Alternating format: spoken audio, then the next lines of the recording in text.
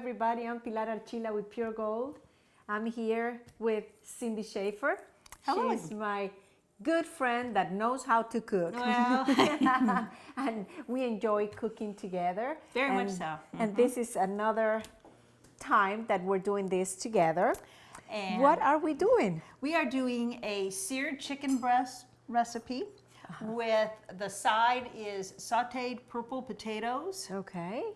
kale, and apples, and Look at onion. this. A little bit. Look at and they're this. calling it kind of like a hash to Well, put what over. what a wonderful mixture. Yes, very different flavors. The onion and our kale, and something that we probably are just recently seeing in our grocery stores are different varieties of potatoes. We're starting to see the little Yukon Gold a lot more. right. We're seeing the little fingerling potatoes that are Yeah, about little this tiny. big, little tiny potatoes. And today we're working with the purple purple. potatoes. My favorite color. Kate's too, our granddaughter's too. And that was one of the first And my color words. granddaughter too. Yeah, she could say purple. Now everything is purple. but, Everything is purple. yeah, purple potatoes. And then Granny Smith apples, which we very often keep our Granny Smith apples for apple pie because they Yes. make a wonderful pie. But this time we're going to be cooking them and putting them in with the kale and the potatoes and everything. Who would have thought mixing apples and potatoes and chicken. And I'm peeling yeah. the potato. The apple, and apples. I'm going to finish dicing up, I should say, our purple potato. Okay.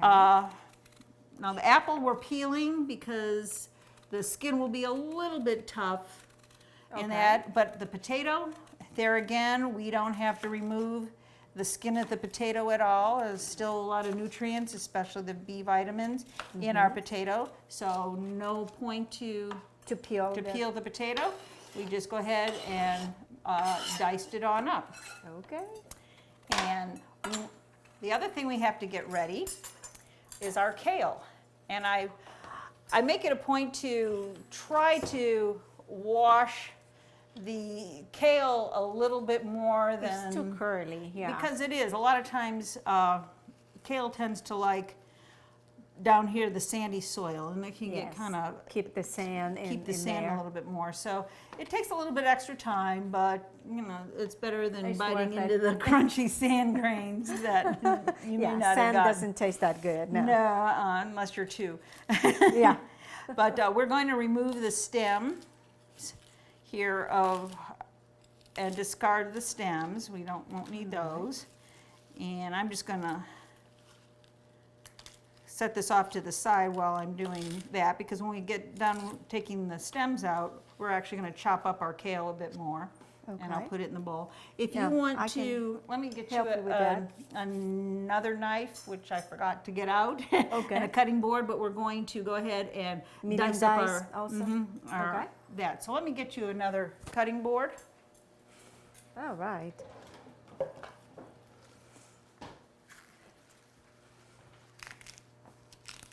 There you Here we go. Thank you. And I'll get you a knife here. All right. And I don't know if you prefer an apple core. It says to core and then, dice the apple. I just go ahead and cut it away from the core. I just have found do that I have too. better luck with that personally. Yeah. But some people swear by the apple Never core. used the apple core before. I just find that I end up having to I go have back. one, but I don't. Yeah, but I don't use it.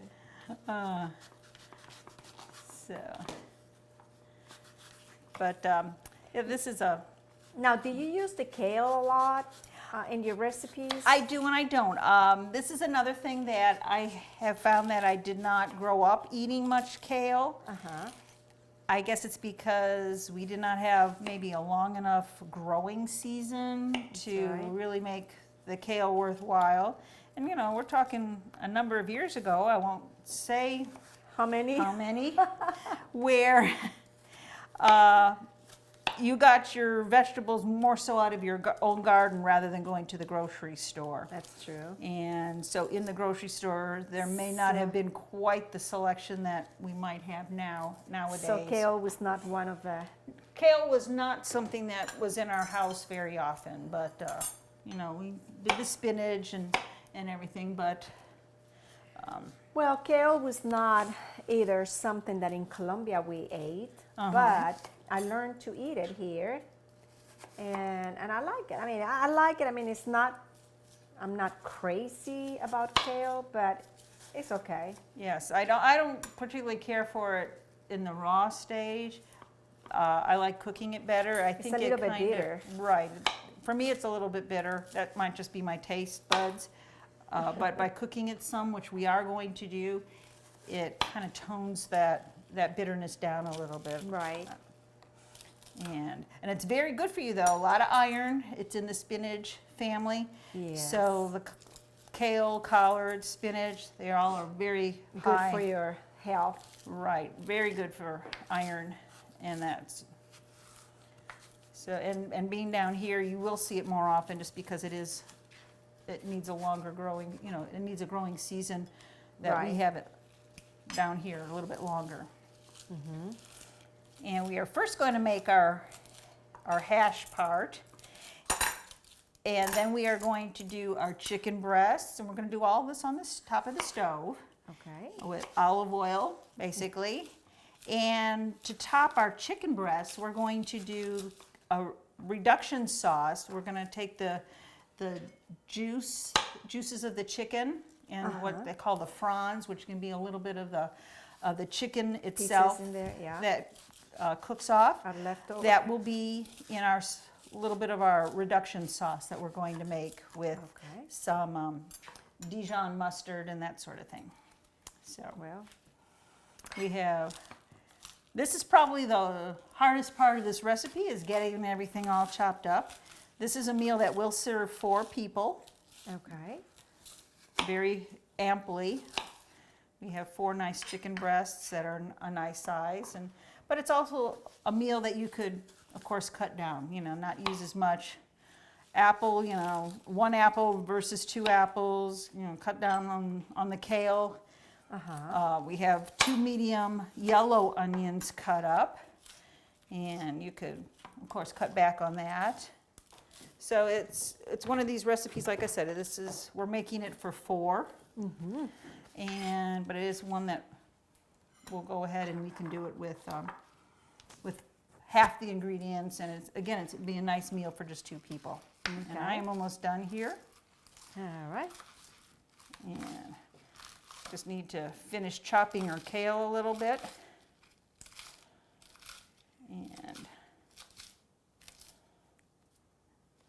And when this cooks, it will cook down considerably. It's a lot like spinach, where you think you've got this big pile, and then all of a sudden you put the heat to it, and it wilts, and you go, gee, it cooked down an awful lot more than I thought it would. So there's our ingredients that are pretty much ready to go: our apple, our potatoes, our kale, our onions. And we have our seasonings over here.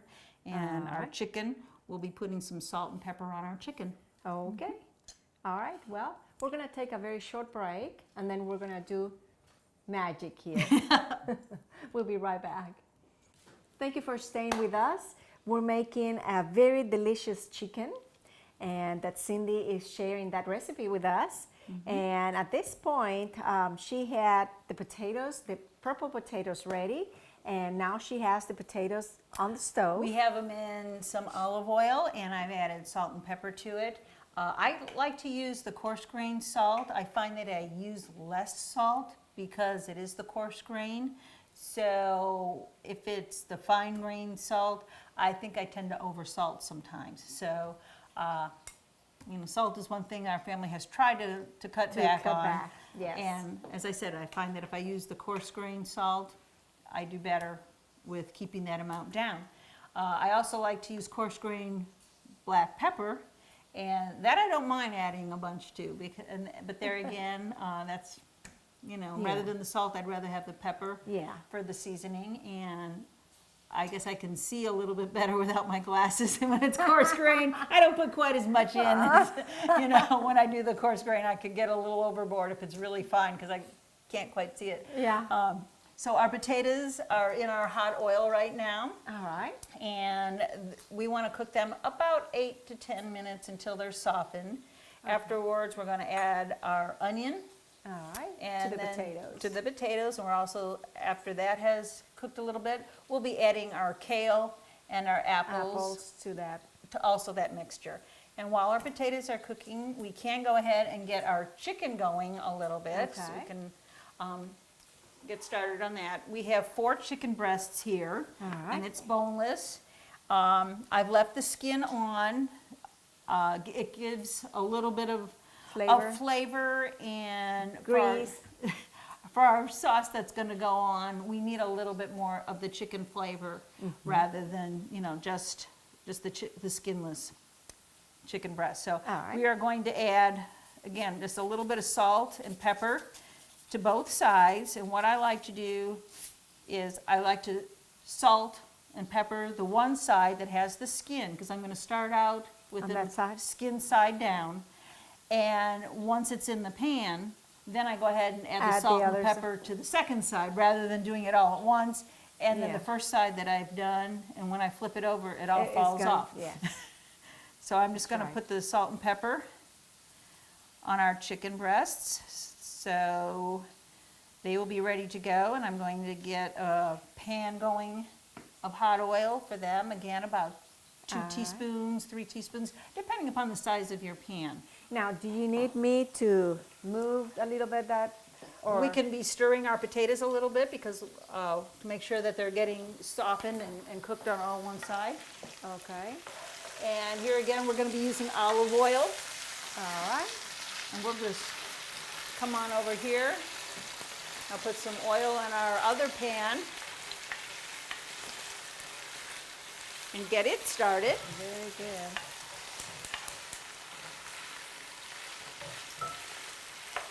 I've tried the purple potatoes. They're actually very good, and the taste is, it's like potatoes. Right, and it Now the just gives a color. little bit of a color to it, a little Yeah. bit something different. Yeah. I think they're a little bit firmer than some of the varieties of potatoes. Yeah. Okay. So while those potatoes are going, once our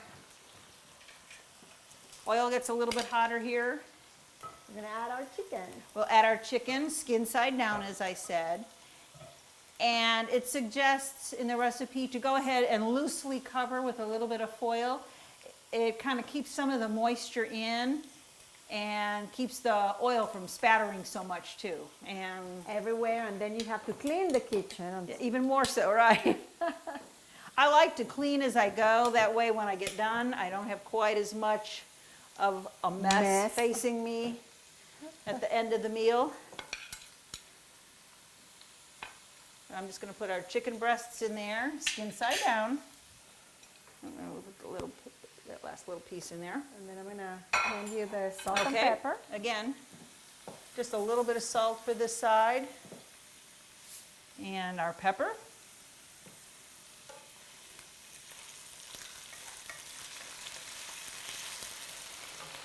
We want our chicken to cook about 4 to 6 minutes on the side, or until that first side has gotten brown in that. So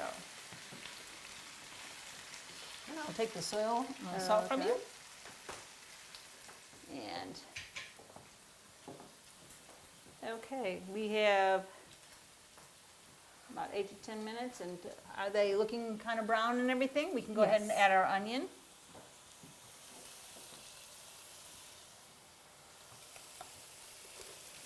You can see this is a lot of onion, but again, this is a hash type thing.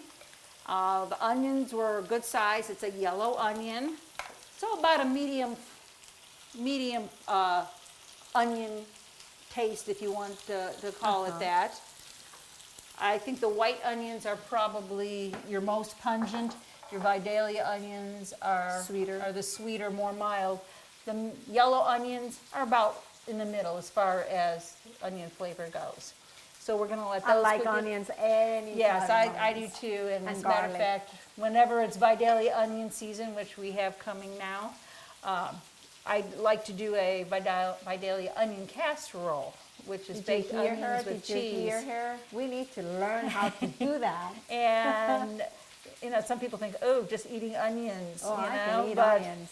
I remember as a kid growing up, my mom used to get the little tiny pearl onions, like the Yes. new spring onions, and she'd put them in a cream sauce, and that was always A treat. a treat, believe it or not. Yeah, yeah. Eating creamed onions very often with sweet potatoes and ham and that and broccoli and that for a meal. So That sounds delicious. so our potatoes and our onions are cooking. They're getting softened. We will be adding our kale and our apples. And it's always a good idea with your apples, they will brown quickly. But since they're going in a recipe, They're going to get brown anyway. Right, we won't worry about them getting brown. But when they're being put in a salad or something like that where they're going to be raw, sometimes you can go ahead and toss a little bit of lemon juice on them or something. To stop the browning from when the air hits it. I'm going to So, toss that a little bit. okay, and I'll check our chicken here. Okay. You can hear it sizzling, Yeah. and it's doing well. Yes. Okay. How are we doing there? Should we go ahead and add our Kale. next step here? Okay, we are going to add our kale, first of all. I'll hold the bowl and I'll let you do the scraping. All right. And we're going to add our apple. Oops, sorry. And because it's kale, very often with kale and spinach and collards, we like to add a little bit of water just to kind of help that process of getting them wilted. So we're going to add Okay. about 4 tablespoons of water. All right. And what I'm going to do is I'm just going to measure it into the measuring cup and then pour it in. Okay.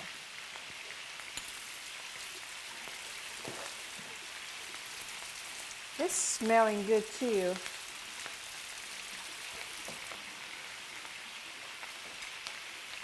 And one reason that I did it this way, that's looking beautiful, by the way. Yeah. Pilar's doing an awesome job. Mixture of colors.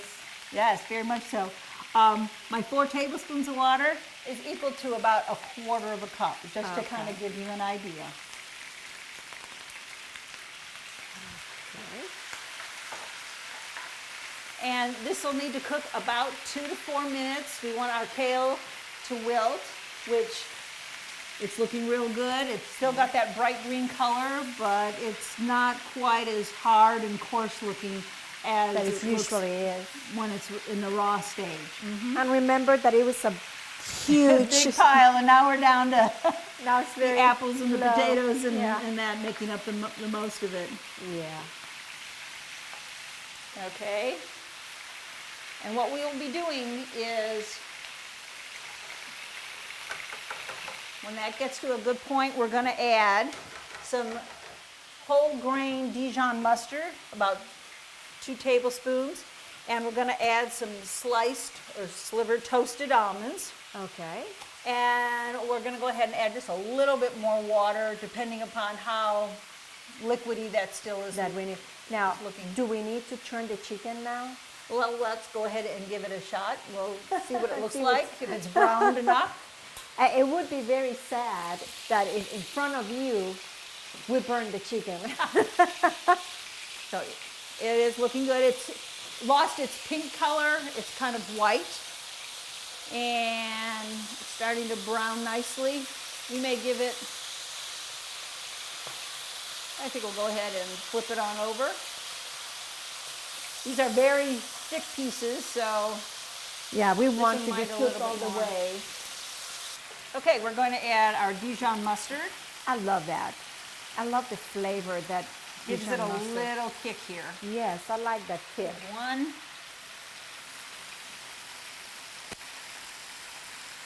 And 2. Right. And we've got our almonds.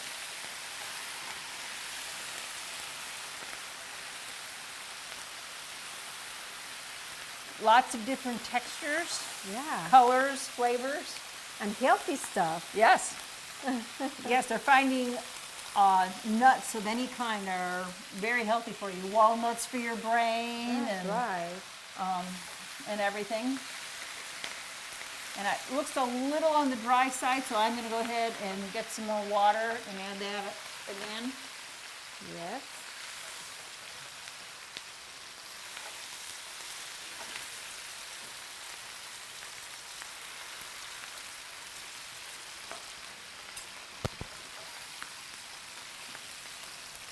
And we could probably turn our heat down a little bit, that'll help too.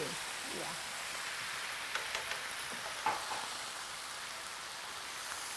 And I'm gonna go ahead and, since we have added quite a few more ingredients, I'm just gonna add a little bit more pepper. And our mustard gives it a good bit. Yeah. And just a little bit of the salt. And we have turned our chicken, and it's continuing to cook over here. Yes. And what we will be doing is, once our chicken is finished, we will go ahead and put our chicken on a plate and let it rest, as they say, for a few minutes. It's always a good idea to let meat sit a bit. It kind of helps the juices and relaxes the meat, they say. Yeah. Makes it a little bit more tender, because in that same pan that we did the chicken in, we're going to be making our sauce to go over it. Oh, wow. So, Okay. and one way to tell if your chicken is done is the juices that are start to run what we call clear. Before, the chicken juices will sometimes like have a little bit of a pink tinge to it, right. but once those juices look clear, then we know that the chicken is cooked through. It's cooked. Yeah.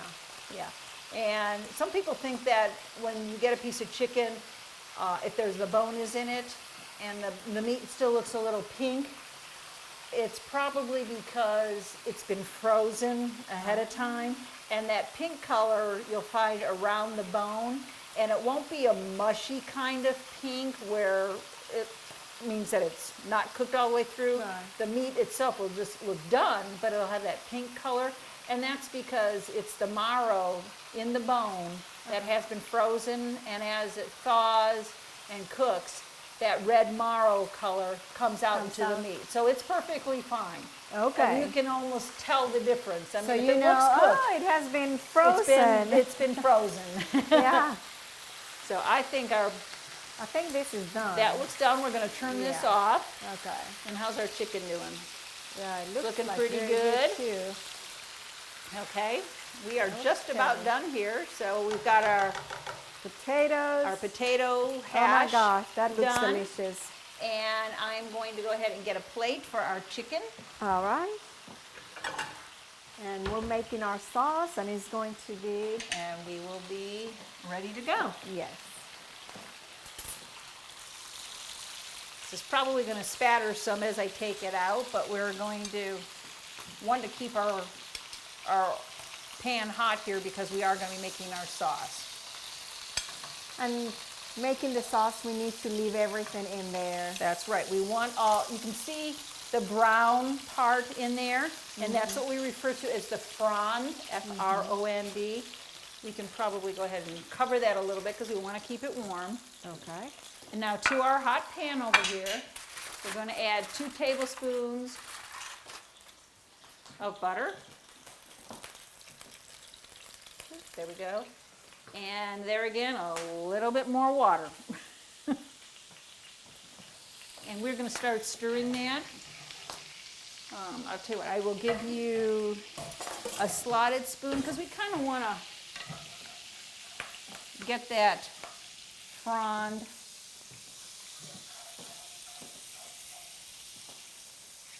the brown part kind of mixed in. Yeah. Let me add a little bit of water, which you can see already it's kind of bubbling up. And of course, when you add water to oil, it tends to spatter, so just be careful Okay. when you're at this point. We're just going to let that cook just for a few minutes, All right. and it should slightly thicken. And here again, just a Oops, sorry. Salt and pepper. tad of salt and pepper, more pepper than salt in this house. Yeah. And our chicken had salt on it. So I'm sure as it was cooking, some of the salt did fall gonna off. get it, yeah. So I figure you can always add a little bit of salt, but you can't take it out once it's in there. But we're just going to stir this around a little bit while our chicken is resting. All right. And Yeah, it's actually getting thicker. yes, it is. And you can see it's browning very nicely. Yep. And it only takes maybe a minute or two Yeah.